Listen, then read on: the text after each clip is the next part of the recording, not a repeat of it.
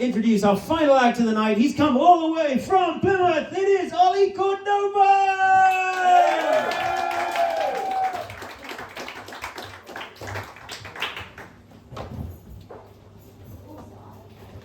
I've been reading a book on how to make friends recently. Hello, madam. What's your name?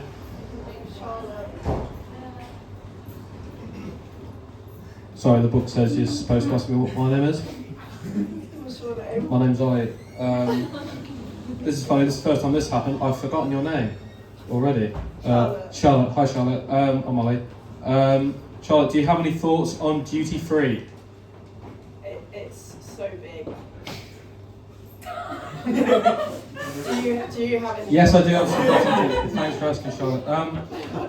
I don't like duty free, to be honest, and the reason I don't like duty free because it's sort of the only place where you could get offered a 20-pack of Kinder Buenos, and that behaviour is just sort of acceptable, really. If you were to be offered a 20-pack of Kinder Buenos anywhere else, you'd call the police, and you would be absolutely in your right minds to do so. But not only am I offered a 20-pack of Kinder Buenos in duty free, I find myself thinking, if I were to buy a 20-pack of Kinder Buenos, I would need Kinder Buenos for like another 6 months, and cut to a week and a half later, Daddy's out of Kinder Buenos.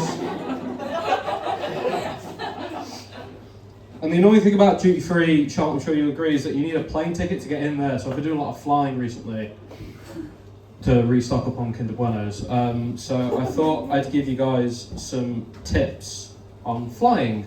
Tip number one: the pilot, they usually know where they're going, and they are not, I guess, like receptive to like shortcut tips and everything. And I fucking fly more than they do, so I'm surprised really. So not a fan of that. It's a good place to make friends on a plane. You've got a lot in common with people that you fly with. You both come in from the same airport. That's it right there. Awesome. Did they get anything from duty free? Now's the time to ask. I'm normally 3 Kinder Buenos deep by then, so it's getting rough. But you're also going to the same airport as well, which is brilliant. That's something else. Do they think it will be the electronic passport scanners or the humans? I prefer the humans. It's another chance to make a friend. Last flying tip. It's a really, this normally applies to long haul flights, but what you do is, you got the little entertainment screens in the back. What you can do is you wait till the person next to you started watching a film, and then you choose the same film and scrub up so it's like the same. So it's like you're watching a film together, because people with friends watch films together. So, and normally they're quite close, and they're touchscreen as well. So if you've got a question about them or the film or them in general, you can just pause it and ask them. Really. So that's pretty good. We're reading a book about conversation starters as well. Hello, madam. What's your name? Sarah. Hi, Sarah.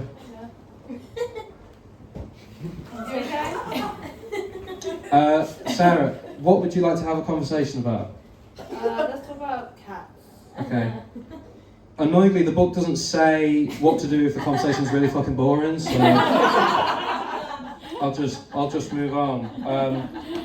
I struggle. This whole sort of thing is around the framework of Ollie has no friends. So sometimes I get some hard, but that's fine. So we're gonna. I'm trying to make friends. I've been trying to make friends in different places. Really, one of those places is park runs. Do we all know what park runs are? They're terrible places. The problem is that runners are really fucking boring. They love you, Sarah, and it's just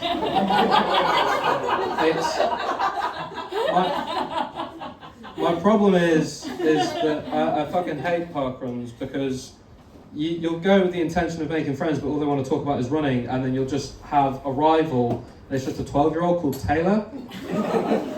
But the joke's on Taylor, really, because I've already done my GCSEs, and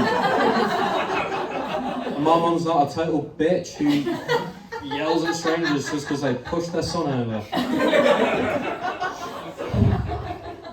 I struggle making friends for a lot of reasons. One of the reasons I struggle making friends is that I'm actually a single mum.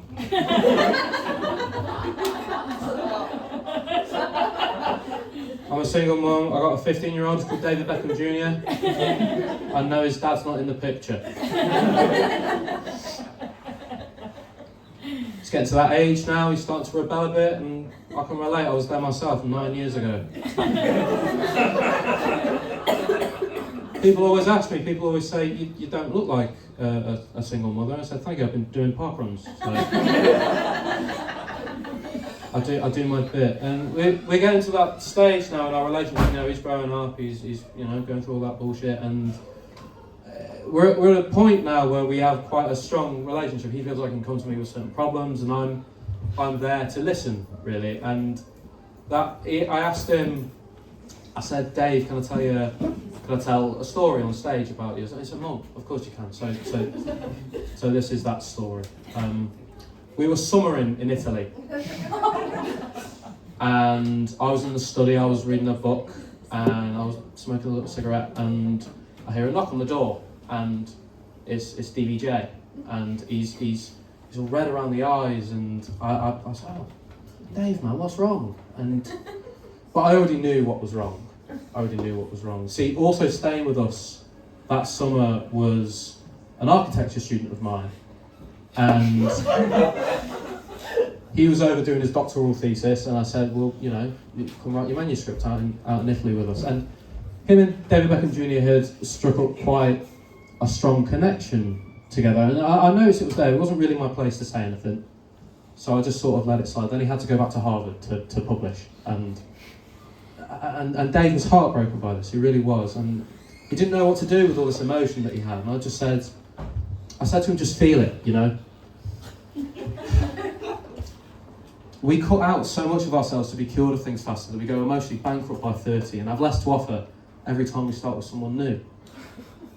Our hearts and our minds, they're given to us only once. And our hearts are withered by the time we're 30, and as for our bodies, there comes a point where no one wants to look at it, let alone go near it.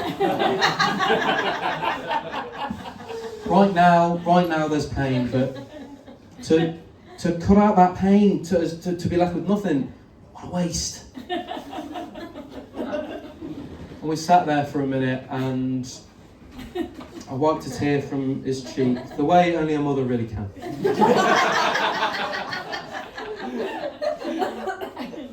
And we just sort of sat there, really. So yeah, not a lot of friends. I've been other strategies that I've been trying to employ to make new friends. I saw a guy on Facebook that I went to school with.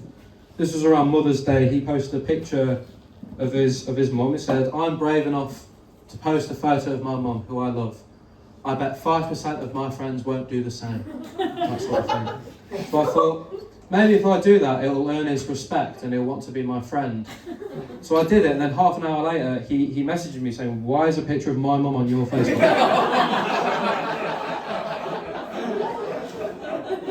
And I said, "Because she's hot." I've been trying to play sport as well. I say sport, it's gambling. I've been playing poker. I've noticed that people only like you playing poker if you're losing and giving them money. So the cost of friendship so far is about $2,500, which isn't great. I'm getting quite desperate, to be honest. I've even tried to make friends with my drug dealer. I invited my drug dealer into my house.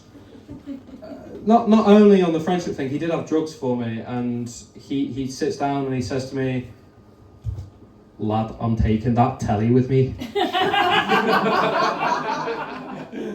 We were in Liverpool, so that accent wasn't out of place, really. And I said to him, "Oh lad, I'd rather you didn't, Because I thought if I put on an act, he wouldn't take from one of his own and that sort of thing. But he said, I'm taking that telly with me. That's a nice telly." I said, "Thank you, it's my roommate's. He's a ninja." I knew I had to keep it verbal because, he was 6'5" and I wear glasses, so I knew if it came to physical blows, I wouldn't do great. And so yeah, he ended up, it didn't deter him. He took the television, and I just thought I'd try and gaslight my roommate when he got back. Like, well, we never had a telly, and that didn't work. He threw ninja stars at my head. People say you can be friends with your siblings. My brother once came up to me and said, "Don't you hate it when you're taking a shit and your dick touches the inside of the toilet bowl?" Fucking what? That's just an insane way to find out my brother has a bigger dick than me.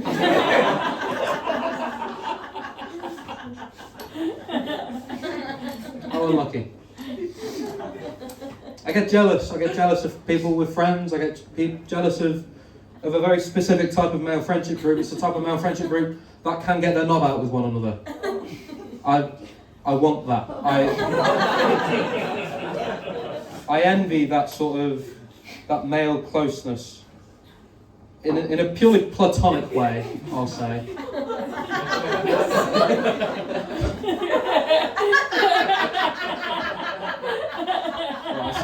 I sort of just always need something to do with my hands, or I'll die. Very relevant. So yeah. Yeah. Hang on. I've thought about it a lot though, and it's not really something you can bring up one-on-one. You can't do it with one guy friend, because then it's just like you want to see his knob specifically. And I must reinforce, the objective is not to see willies, it's to have that level of closeness with your friends. Like Spartans, they would fight naked. That's what I want.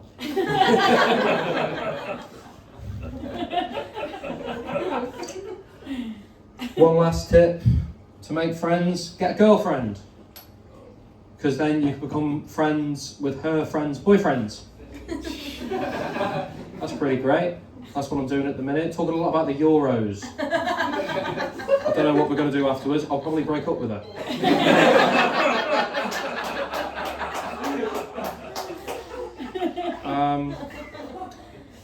Yeah, it's. I've been single for a long time, to be honest. And I know you can have sex when you're single, but it didn't really work out for me. So it was a long dry spell. But I am happy to say I'm shagging on the reg. Yeah. Thank you. And some of you might think that sounds a bit unbelievable. What about now? So yeah, I'm fucking on the regular, and it was funny because it's like it's one of those things, sex really. It's like riding a bike, and so far no complaints from the bike. She is not the biggest fan of me calling her a bike. We'll move along. My issue is I always, when we're for want of a better word, having a bike ride, and I normally reach the destination of the bike ride a good few kilometres first, let's say. So what ends up happening is that I have to go around and just like use my hand to push her. If you're following the analogy. But then my wrist gets cramped and everything. I think I'm just going to get her an electric bike.